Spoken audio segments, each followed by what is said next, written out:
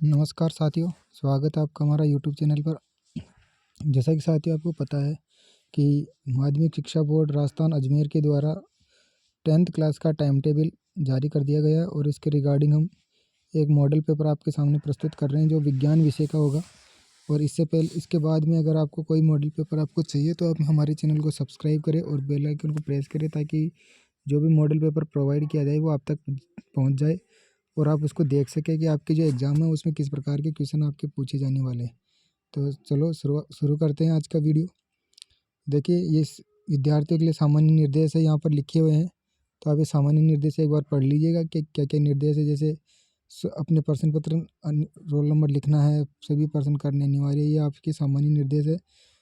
तो शुरुआत करते पहला क्वेश्चन जो भाग ए होगा, खंड ए के अंदर आपके देखो क्या क्या क्वेश्चन है। निम्न प्रश्नों के उत्तर का सही विकल्प चयन कर उत्तर पुस्तिका में लिखना है। तो आपको अवश्य देखनी है यहाँ पर। तो अवश्य के अकॉर्डिंग आपको उत्तर देना है। तो जो पहला क्वेश्चन है, संकुचन के समय हृदय के अंदर रक्त के पश्चय प्रवाह को रोकता है। तो रक्त के जो पश्चय प्रवाह होता है उसको कौन रोकता है? क्वेश्चन नंबर सेकंड देखिए। सेकंड की जो क्वेश्चन है इसके अंदर एक न्यूरॉन में विद्युतीय संकेतों का रासायनिक संकेतों में परिवर्तन कहाँ पर होता है, ये आपको बताना है। इसके बाद क्वेश्चन नंबर थर्ड देखिए, मानव में मस्तिष्क का कार्य है। तो मानव में जो मस्तिष्क का क्या कार्य होता है वो आपको बताना है भाई। सोचना, संतुलन रखना, हृदय स्पंदन, उपरोक्त सभी।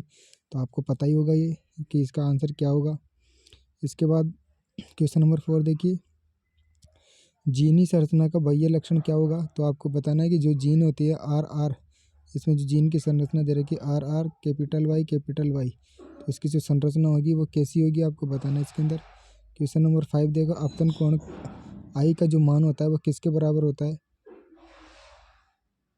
तो आपतन कोण आई का जो मान होगा वो परावर्तन कोण के समान होगा, परावर्तन कोण से ज़्यादा होगा, परावर्तन कोण से कम होगा, या उपरोक्त सभी। तो आपको पता ही होगा परावर्तन कोण के समान होता है ये। इसके बाद क्वेश्चन नंबर 6 देखिए। क्वेश्चन नंबर 6 में बाह्य आघातों से आँख की सुरक्षा करता है। तो आपको क्या बाह्य जो आघात होती है जो उसके लिए जो आँख होती है उस आँख की रक्षा कौन करता है? कॉर्निया करता है, परितारिका करती है, रक्तक पटल करता है, या श्वेत पटल करता है। इसके बाद क्वेश्चन नंबर 7 देखिए। क्वेश्चन, यदि किसी परिपथ में एक कूलम आवेश को प्रवाहित करने में 1 जूल कार्य करना पड़ता है तब दो बिंदुओं के बीच का विभवांतर कितना होगा। तो आपको विभवांतर बताना है। तो यहाँ पर सी की वैल्यू दे रखी है और जूल जे की वैल्यू दे रखी है ना। और इसके बाद में आपको पूछ रहा है वी की वैल्यू। तो आपको वी की वैल्यू बता देनी है। तो इसमें एक फार्मूला आपको लगाना है, वो फार्मूला लगा के आप इसको सॉल्व कर सकते हैं। इसके बाद क्वेश्चन नंबर 8 देखिए, चालक तार। तो देखिए चालक तार का प्रतिरोध निम्न में से किस पर निर्भर नहीं करता है। तो किस पर निर्भर नहीं करता है? तो आपका एक फॉर्मूला आता है rho R equal to rho L upon ए।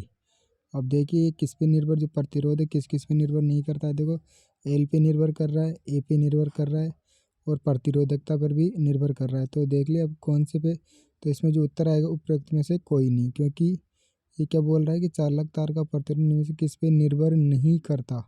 देखो चालक तार पे निर्भर करता है, अनुप्रस्थ काट पे भी निर्भर करता है ना, और दोनों पर निर्भर करता है। इसका मतलब डी इसका आंसर हो जाएगा। तो द इसका उत्तर आ जाएगा। इसके बाद क्वेश्चन नंबर 9 देखिए, वातावरण में लोहे के ऊपर भूरी परत चढ़ने की प्रक्रिया क्या कहलाती है। सब जानते होंगे आप, इसको संक्षारण बोलते हैं, जिसको जंग लगना कहते हैं। इसके बाद क्वेश्चन नंबर 10 देखिए, एक रिएक्शन अभिक्रिया दे रखी है 2CH3COOH प्लस Na2CO3। यहाँ पर ए एक यौगिक बन रहा है तो और उसमें जल और कार्बन डाइऑक्साइड निकल रही है। तो ये जो ए यौगिक है वो क्या बनेगा वो आपको बताना है। तो ये रिएक्शन आप करके देखनी है और इसमें इसको संतुलित करना है। संतुलित करने के बाद में क्या बन के निकलता है वो आपको बतानी है। क्वेश्चन नंबर 11 देखिए, धात्विक संयोजकता कोश से इलेक्ट्रॉन त्याग कर किसका निर्माण करती है। तो धात्विक जो संयोजकता कोश होती है वहाँ से इलेक्ट्रॉन त्याग कर किसका निर्माण करती है वो आपको बताना है। इसके बाद में क्वेश्चन नंबर 12 देखिए। क्वेश्चन नंबर 12, O3 किसका रासायनिक प्रतीक है। तो O3 किसका प्रतीक आपको सबको पता होगा, ओजोन का प्रतीक है। इसके बाद क्वेश्चन नंबर 13, दांतों का दंत शेव पीएच मान कितना होने पर शुरू हो जाता है। तो दांतों का जो शेव होता है वो पीएच के कितने मान के बाद में शुरू हो जाता है। 5.5 के बाद, 6.5 के बाद, 7.5 से कम और 8.5 से कम होने पर। क्वेश्चन नंबर 14 देखिए, पुष्प में नर जनन भाग का नाम क्या होता है? तो पुष्प में जो नर जनन भाग होते हैं उसको क्या बोलते हैं? तो उसको पुंकेसर बोलते हैं। क्वेश्चन नंबर 15 देखिए, विद्युत चुंबक बनाया जाता है। तो विद्युत चुंबक कठोर लोहे से बनता है, नरम लोहे से बनता है, किसी प्रकार के लोहे का बनाया जा सकता है। नरम कठोर दोनों प्रकार के लोहे से नहीं बनाया जा सकता। तो इसमें भी आपको एबीसीडी बताना। इसके बाद सेकंड जो क्वेश्चन आएगा इसमें आपको रिक्त स्थानों की पूर्ति करनी। लार में पाए जाने वाले एंजाइम को लार्य कहते हैं। क्या, कौन सा लार्य कहते हैं? प्रकृति में सबसे अधिक क्रियाशील तत्व कौन सा है वो आपको बताना है। मादा में अंडाशय की संख्या कितनी जोड़ी होती है? नल के पानी का पीएच मान कितना होता है? इसके बाद जल का अपवर्तनांक कितना होता है? इसके बाद वोल्टमीटर को सदैव परिपथ में लगाया जाता है। तो वोल्टमीटर को परिपथ में किस क्रम में लगाया जाता है? सभी हरे पौधे एवं नील हरित शैवाल जिनमें प्रकाश संश्लेषण की क्षमता पाई जाती है क्या कहलाते हैं? क्वेश्चन नंबर 3 देखिए, अति लघुत्रात्मक प्रश्न है, एक शब्द का उत्तर देना आपको। पहला, दही में उपस्थित अम्ल का रासायनिक नाम लिखना है। तो दही में कौन सा अम्ल उपस्थित होता है? जिसे लैक्टिक अम्ल होता है। निम्नलिखित तत्वों के युग्मों के संयोजन से बनने वाले स्थूल दियादार यौगिकों के सूत्र दीजिए।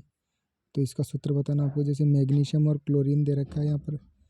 इसके बाद क्वेश्चन नंबर 3 देखिए, अति लघुत्रात्मक में हीरा विद्युत का चालन नहीं करता, क्यों नहीं करता है? कार्बन पर परमाणु क्रमांक कितना होता है? तो कार्बन का जो परमाणु क्रमांक है वो बताना। तंत्रिका तंत्र की रचनात्मक क्रियात्मक इकाई क्या है?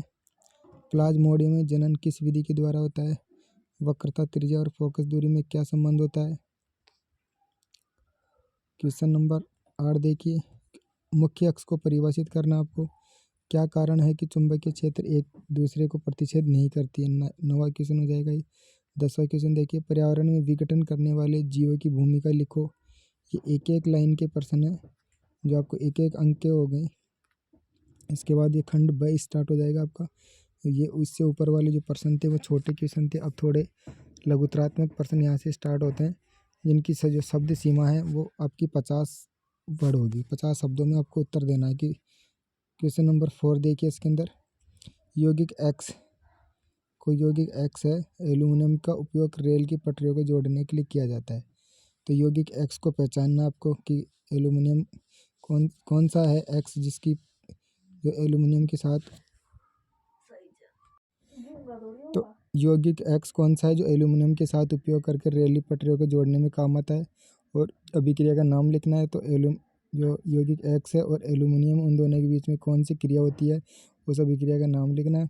इसकी अभिक्रिया भी आपको लिखनी है। तो ये टोटल मिला के आपका आधा आधा और 1-2 नंबर का क्वेश्चन आपका कंप्लीट होता है यहाँ पर। इसके बाद क्वेश्चन नंबर 5 देखिए, विकृत गंधिता को समझाना। तो विकृत गंधिता क्या होती है आपको ये समझाना है। 50 शब्दों में इसका आंसर आपको देना है। तो इसके भी ये 2 नंबर का क्वेश्चन है। क्वेश्चन नंबर 6, 4 प्रकार्यात्मक समूह के नाम बताना। क्रियात्मक जो समूह, प्रकार्यात्मक मतलब क्रियात्मक समूह के नाम बताने आपको कौन कौन से हैं। इसके बाद 7वां क्वेश्चन, मेथनॉल की थोड़ी सी मात्रा का सेवन भी घातक हो सकता है, टिप्पणी लिखिए।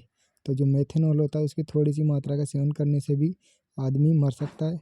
तो वो क्यों इतना घातक हो सकता है उसके बारे में आपको लिखना है। क्वेश्चन नंबर 8, पौधे के शरीर में पोषण कैसे होता है? तो पौधे जो होते हैं उनके शरीर में पोषण कैसे होता है, जैसे प्रकाश संश्लेषण होता है, उसके बारे में आपको यहाँ पर लिखना है। सामान्य बुद्धि और लैंगिक परिपक्वता एक दूसरे से किस प्रकार भिन्न है? तो सामान्य जो वृद्धि होती है और लैंगिक परिपक्वता जो होती है वो एक दूसरे से किस प्रकार भिन्न होती है उसके बारे में लिखना है। क्वेश्चन नंबर 10 देखिए, मादा जनन तंत्र का नामांकित चित्र बनाना। आपको सिर्फ चित्र बनाना है और उसको नामांकन करना है कि कौन कौन से पार्ट होते हैं उसके अंदर, वो आपको रिप्रेजेंट करने। क्वेश्चन 11, जब प्रकाश की किरणें तिरछी आपतन के साथ प्रवेश करती है तो उनका मार्ग दर्शाती हुए एक किरण आरेख बनाइए। हवा से पानी में, तो अब हवा से पानी के अंदर आपको एक किरण आरेख बनाना है। तो यहाँ पर ये हवा है, यहाँ से पानी जब पानी में प्रवेश करेगी तो प्रकाश की जो किरण है वो अभिलंबित, ये आपको अभिलंब बनाना है। तो वो अभिलंब की तरफ झुकती है या अभिलंब से दूर हटती है वो भी आपको इसमें दिखाना है। क्वेश्चन नंबर 12 देखिए, उत्तल दर्पण द्वारा बने प्रतिबिंबों की स्थिति क्या होती है? तो उत्तल दर्पण के द्वारा जो प्रतिबिंब बनते हैं उनकी स्थिति आपको बतानी है। तो जैसे मान लो ये एक उत्तल दर्पण, इस पीछे की तरफ यहाँ पर आपके यहाँ पर पॉलिश की जाती है। तो ये जो पार्ट होता है इसके सामने वाला वो देखने के काम आता है। और इस पर जो अधिकतर जो प्रतिबिंब बनते हैं वो काल्पनिक बनते हैं। क्योंकि यहाँ पर जो प्रकाश की किरण यहाँ से फैल जाती है, इसलिए यहाँ पर प्रतिबिंब काल्पनिक बनते हैं। क्वेश्चन नंबर 13, चुंबकीय क्षेत्र रेखा के गुण क्या क्या होते हैं? वो कि चुंबकीय जो क्षेत्र रेखाएं होती है उनके गुण लिखने हैं, जैसे एक दूसरे को वो कभी काटती नहीं है ना, तो ये इनके गुण है, तो आपको ये लिखना है। लघु पतन से आप क्या समझते हैं? जैसे शॉर्ट सर्किट हो जाता है उससे आप क्या समझते हैं, तो वो उसके बारे में आपको लिखना है। तो ये भी 2 नंबर का क्वेश्चन है। क्वेश्चन नंबर 15, दैनिक जीवन में कोई 4 गतिविधियाँ सुझाइए जो पर्यावरण के अनुकूल हो। तो आपको दैनिक जीवन में कोई 4 ऐसी गतिविधियाँ बतानी है जो पर्यावरण के अनुकूल हो, कि उससे पर्यावरण प्रदूषित ना हो।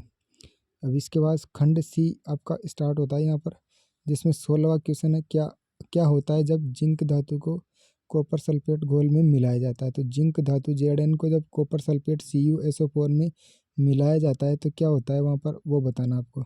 तो जिंक क्या करेगा, कॉपर को विस्थापित करेगा या नहीं करेगा? क्यों?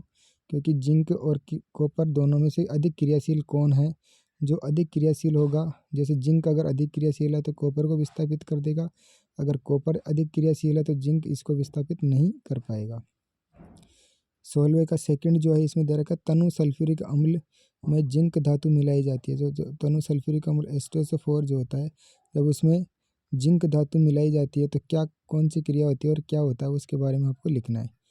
क्वेश्चन नंबर जो 16 है उसका अथवा भी दे रखा है, अगर आप इसका अथवा करना चाहें तो अथवा भी कर सकते हैं। तो इसके लिए देखो, निम्नलिखित में से प्रत्येक को एक एक उदाहरण देकर समझाना आपको। तो संयोजन अभिक्रिया क्या होती है और विस्थापन अभिक्रिया क्या होती है? संयोजन का मतलब आप जानते हैं, कोई भी 2 यौगिक या तत्वों को मिलना संयोजन कहलाता है। विस्थापन क्या होता है? एक अधिक क्रियाशील धातु कम क्रियाशील धातु को विस्थापित कर देती है, वो विस्थापन अभिक्रिया होती है। तो इसके लिए एक एक उदाहरण भी आपको देना है। क्वेश्चन नंबर 17 देखिए, पादप हार्मोन से आप क्या समझते हैं? किन्हीं 2 पादप हार्मोनों के नाम एवं एक एक कार्य लिखना है। तो पादप हार्मोन कौन कौन से होते हैं? उनके आपको 2 पादप हार्मोन से आप क्या समझते हैं? किन्हीं 2 पादप हार्मोन के नाम एक एक कार्य उसके लिखने हैं। क्वेश्चन नंबर 17 का जो अथवा है, मानव में अग्र मस्तिष्क से विभिन्न भागों के नाम एवं कार्य लिखने हैं। तो मानव का जो अग्र मस्तिष्क होता है उसके जो कौन कौन से भाग होते हैं उनके नाम लिखने और उसके कार्य भी लिखने हैं। क्वेश्चन नंबर 18, मेंडल के संकरण के नियम समझाने। तो मेंडल ने जो मटर के पौधे पर जो संकरण किया था उसके नियम को आपको समझाना है। या इसमें अथवा कर सकते हैं, मेंडल द्वारा प्रतिपादित पृथक्करण के नियम को समझाइए। तो मेंडल ने जो पृथक्करण का नियम दिया था वो भी आपको इसमें समझा सकते हो। क्वेश्चन नंबर 19वां देखिए, स्वच्छ आकाश का रंग नीला क्यों दिखाई देता है? इसका कारण लिखना आपको। और इसी में सेकंड क्वेश्चन है, हमें वर्षा के बाद ही आकाश में इंद्रधनुष क्यों दिखाई देता है? इसका कारण लिखना आपको। तो ये दोनों 1.5 नंबर के क्वेश्चन हो गए। 3 नंबर का क्वेश्चन हो गया 19वां क्वेश्चन। 19वें में अथवा भी दे रखा है, अथवा भी आप इसमें कर सकते हैं। जैसे टिंडल प्रभाव किसे कहते हैं? तो टिंडल प्रभाव को समझाना है।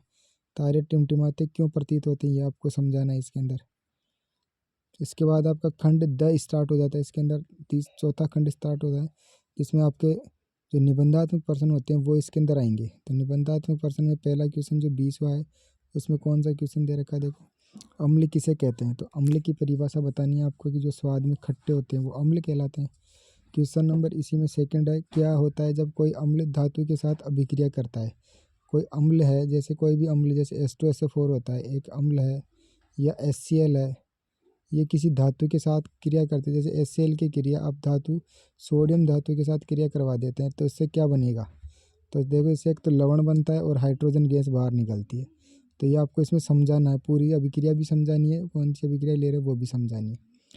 20वें में आप अथवा भी कर सकते हैं, अधात्विक ऑक्साइड की प्रकृति कैसी होती है, या विरंजक चूर्ण का रासायनिक सूत्र लिखते हुए कोई 3 उपयोग आपको लिखने हैं। तो विरंजक चूर्ण का रासायनिक सूत्र लिखना है और इसके 3 उपयोग आपको बताने हैं।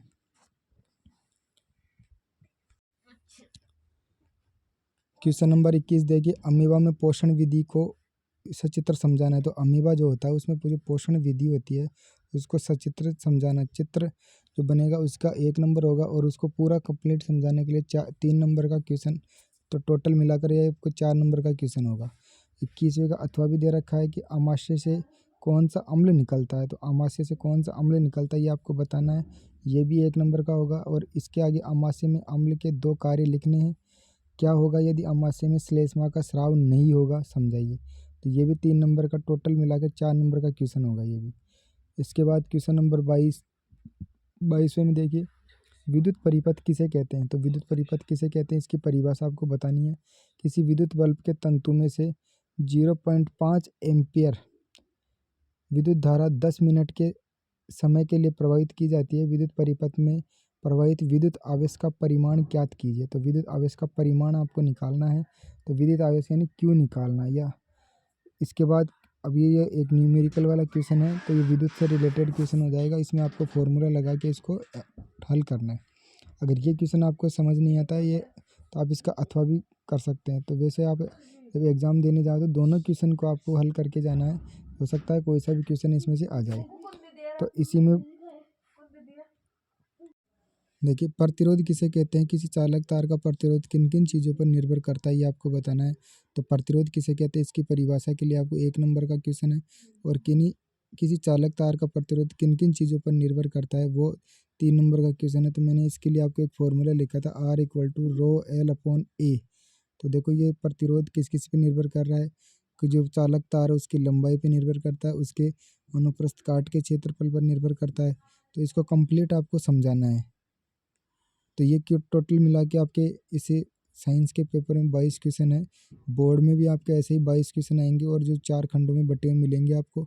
और ये 4 खंड अलग अलग पार्ट के अलग अलग नंबर के अकॉर्डिंग होंगे, जिसमें पहले जो क्वेश्चन आएंगे वो अति ऑब्जेक्टिव टाइप होंगे और खालिस्तान वाले होंगे।